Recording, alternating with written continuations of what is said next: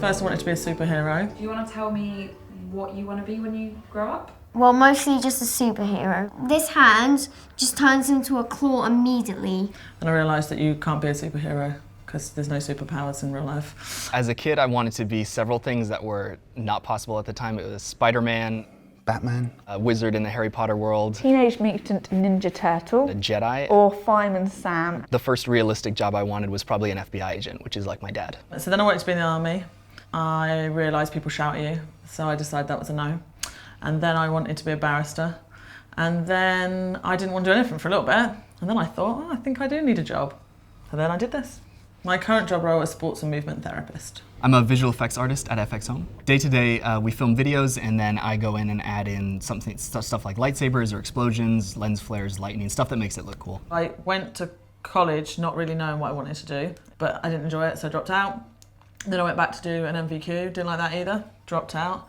Went to work, tried to find out what I wanted to do with my life.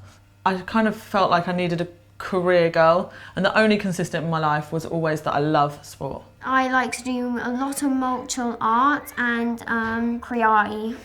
I'm a show-off, so I loved being on stage and I loved sort of putting on shows, and as an only child I used to do it on holidays and stuff to my parents. Ever since I was 13 or 14, I kind of realized that I liked editing videos, and it was just finding the right path, finding the right job that I enjoyed doing. And I joined a drama class when I was very young at Theatre Royal in Norwich. And I went to university and studied media studies and drama. And when I left there, I decided I didn't really want to go to auditions or put myself out there as much. I was a little bit more reserved as I was growing up. So I decided to give teaching a go because then I can still perform as such. I think I'm in my 7th or 8th year now and I'm loving it still, so. At the beginning, I thought the best thing about my job was that we could get everyone to play sport really well. But actually, as I've grown and developed through my career, I actually now think the best thing about my job is when people come back to you and they've actually managed to do something or have something in their life that they thought they never would, wasn't even a question anymore. The best thing about my job is that I can be creative, and